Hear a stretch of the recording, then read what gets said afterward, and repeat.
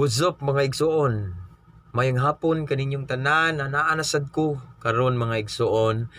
Nanasad ko i-share idasig ninyo mga igsoon. Kumusta? Kumusta mo diha mga igsoon? Higala, kapamilya, kapuso, kapatid, kabarkada.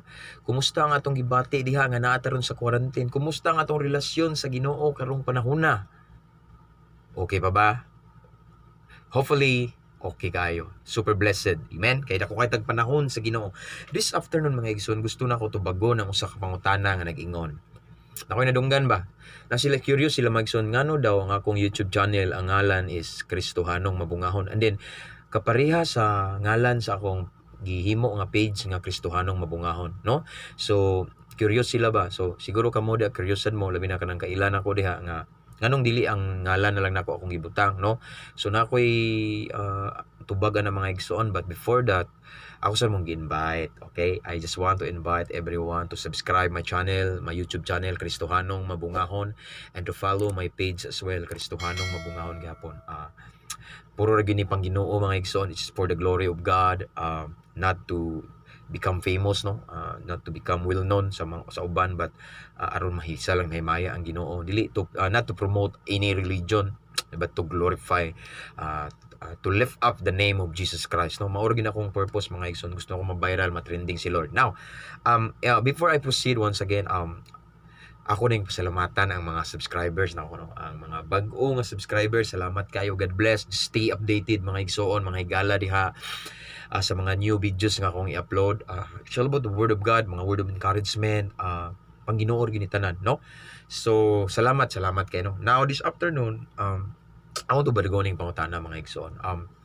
Nganong gibuhat na ako ni Kristohanong Mabungahon because one morning sa pagmata na ko mga igsoon, ug wa na ko tuyuan nga murag naa lang hingkalit og sud sa kong unahuna ba. Kristohanong Mabungahon nga word. And then pagmata na ko, usually ining mata di man gyud largo ampo, no, kay murag kapoy pod ba, lahi po kay nga makamata ka pilmiro nga pagbuka sa mata largo ka bangon ampo murag lain pa, no. So mamalandong sa ka, Lord, good morning, ana ba piyong-piyong takilid. So ako man nakitaan murag na ako'y nakitaan nga word ba, Kristohanong Mabungahon. So himpiyong ko bisag magpiyong ko magtakilid ko balik, Kristohanong Mabungahon. So ako nang gipamalandong say Kristohanong Mabungahon, na Kristohanong Mabungahon. So diyan ako na-realize mga akong gipamalandong, samtang namalandong ko na mga igsoon nga word nga lain ba nga murag pingkalit lag sulod sa akong na. Then before na sinetabo na daghang mga tao nga nag-ingon nga pahimuon daw ko page, no, pahimuon ko pablagon daw ko, ana ba nyo, wala jud ko, ay di ko gusto ko, enough na ni nga mag-share ko sa akong Facebook account, sa akong wall, sa akong timeline, og mga hugot nga pang Ginoo, word of God, no.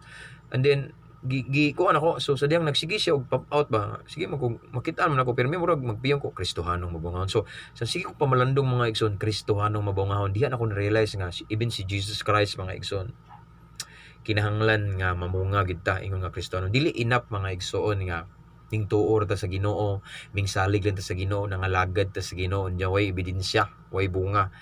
Ang bunga mga igsoon ebidensya na sa tinuod nato nga kabag-uhan. Ang bunga mga igsoon ebidensya na nga tinud-anay ang atong pagsunod sa Ginoo. No, mao na nga ang ngalan is Kristohanong Mabungahon, dili nga nako. Okay. So una mao na siya, no, kay then samtang na malandong ko ng mga igsoon nay nakalit og nakahunahon na kung kalit ba sa word ni Lord bitaw. Si Jesus Christ iyan ang gi-mention ang bunga mga igsoon nasa Matthew chapter, ako basahon mga igsoon, Matthew chapter 7. Matthew chapter 7, wait a minute. Matthew chapter 7 verse 19 ang nagsulti ni Jesus Christ mismo, ha, ningon siya, every tree that does not bear good fruit is cut down and thrown into the fire, no? Nangingon siya mga igsoon, Jesus Christ, akong bisayon mga igsoon, ang matag kahoy nga wala namunga og maayong bunga putlon og ilabay ngadto sa kalayo, no? So meaning mga igsoon sa parable nga yang gisulti sa sambingay mga igsoon, nagpaila diri kung unsa ka importante ang bunga, no? Ang maayong bunga, no? So dili ni siya ingon literally tao.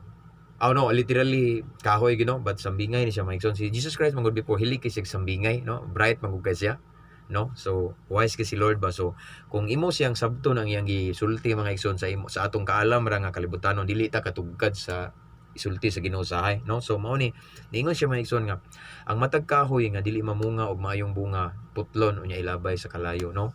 So usa ni siya kasambingay para nato mga igsoon kita sama ta sa kahoy, no? Mga bunga mao na actually ang bunga mga igsoon mao ni siya. Ang gisgutan ni ang bunga is nga the fruit of the Holy Spirit. Nasa Galatians 5:22-23 unsa man na siya? Love, joy, peace, patience, kindness, goodness, faithfulness, gentleness, and self-control. Mao na siya mga bunga. Once again, love, gugma, joy, peace, love, joy, peace, patience, kindness, goodness, faithfulness, gentleness, and self-control. Mao na siya mga bunga. So, kinahanglan nga naata ana, no?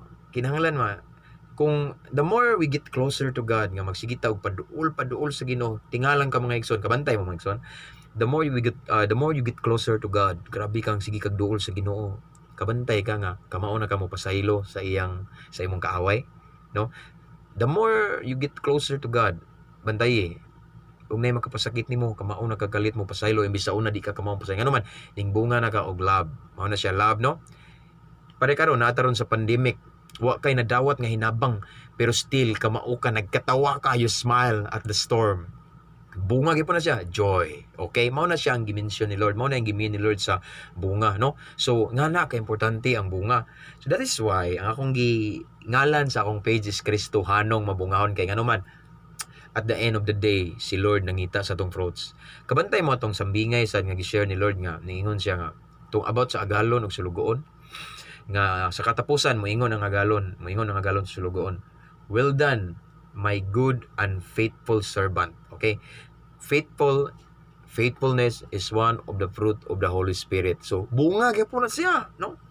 Naginumdum mo kung nakinumdum mo mga igsoon sa event ni Jesus Christ, one time nagwali siya together with his disciples, and then that time gigutom siya, and then day kahoy nga igira bitaw, gigutom siya kay pagduol ni sa kahoy mga igsoon way bunga iyang gitunglo, bunga gyapon ang gusto gipangita sa Ginoo, no? So meaning mga igsoon excited si Lord sa tong bunga, no? That's why mao na nga ang akong name sa ako ang page is and the YouTube channel is Kristohanong Mabungahon, kay in the first place si Lord nangita sa tong bunga, no? Dugay ra ta nangalagad sa Ginoo pero wa tay bunga. Ngano makaingon man ka bisan pila pa ta ka tuig nangalagad sa Ginoo wa tay bunga. Ngano man kay sa panahon nga koreksyonan ka, mangluod ka, no, di man na bunga. Kay ngano ang bunga mga igsoon kung koreksyonon ka, mudawat ka, mopaubos ka, ang gitawag og patience mga igsoon is one of the fruit of the Holy Spirit, di ba? Love, joy, peace, patience, no? Para karon kagubot sa kalibutan tungod sa coronavirus pero still tungod kay naa kay bunga sa barang espiritu ang gitawag og peace. Pabilin kang malinawon taliwala sa kagubot, no? Mao na siya ang mga bunga, no? The fruit of the Holy Spirit. So that's the reason why nga mao na akong ngalan mga igsoon, Kristohanong Mabungahon sa akong page and then sa akong YouTube channel. And then usa sa rason mga igsoon nga nung Kristohara akong rason kana siya. Usa sa rason mga igsoon nga nung Kristohanong Mabungahon ang name sa akong YouTube channel, kay ngano man gusto na ko nga si Lord ang maglorify dili ang nga nako, no? Di ko gusto mga igsoon nga mailhan jud ka although ang uban kailan ako diha, uban nga minaw ning tan-aw ni kailabat. Gusto ko mga igsoon nga si Lord maisa. Yes na ako'y na share nga mga hugot, yes na ako'y na share nga mga siguro daghang daghan kay kog mga na-receive mga igsoon, mga feedback, comments sa Messenger, daghan mong chat na ko nga, pastor na bless ko ngani bla bla bla, salamat sa Ginoo gigamit ka para ngani daghan kog nadungog na, but akong gi-ignore mga igsoon kay ngano man in the first place mga igsoon grasya ang tanan sa Ginoo. That's why akong name sa akong YouTube channel is Kristohanong Mabungahon, kay gusto ko nga si Lord ra gyud ang maisa, dili ako nga dili tao, gusto ko si Lord ra gyud ang maisa. This is for the glory of God, no? Di ko gusto mailado mga igsoon mo nang wala na akong gibutang ako nga, no? Pero sa mga nananaw dihay kanakaila mo na ako ayog saba, okay?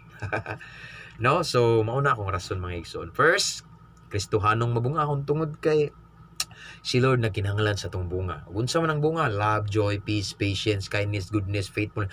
Goodness. Bisan wa ka malista sa DSWD. O kay bawo ka ng tawhana sa naglista, gikalagutan ka pero imo ra gyapon gipasaylo gihigugma. Imo ra gyapon gitagaag sudan mga igsoon ang kanang tawhana nga wa ka gilista, no? Goodness na, di na basta-basta maangkon nato kung wala taning paduol kay sa Ginoo, no? Bunga na siya, no? Mo na goodness, kindness, maayo gyapon kay ta ipakita sa uban sa atong kaaway. Faithfulness, matinud-anon mga igsoon. Honest, no? Matinud-anon kita. And then love, joy, peace, love. O ano, bisan ang tao di angay dili siya worth it, dili siya deserving sa imong love, still imong gipakitaan, no? Bunga na siya, love, joy, peace, patience, kana siya mga igsoon. So mo hinungdan nga mo that's the first reason why I choose Kristohanong Mabungahon nga name sa akong page and the YouTube channel. And then second one, gusto lang na ako nga dili ko ma-recognize akong name. Gusto ko nga si Lord ang maisa. Amen. So mao na rason, mabaw ra kay kog rason, o mao na akong rason mga igsoon. Nganong gipili na ko ni Kristohanong Mabungahon as the name of my YouTube channel and as the name of my page. Okay? Satisfied, no? So mao na akong rason, no? So ang uban, mingon nga, imo nga ayaw, di ko gusto na mayon. Gusto ko tinod lang maigsoon mao jud akong motibo. Gusto ko mga igsoon in everything we do si Lord mag-glorify. Gusto ko mga igsoon nga sa akong mga pagabuhaton kanang malipay bitaw si Lord, kanang ang tanan akong gihimo para sa kamayaan sa Ginoo, no? So mao na mga igsoon ang akong explanation, ang akong pagpadayag kung nganong Kristohanong Mabungahon ang ngalan sa akong page. Okay? So nakasabot na tatanan. Oh, no, till next time mga igsoon. To God be the glory. To God be the glory. Thank you once again. Till next time.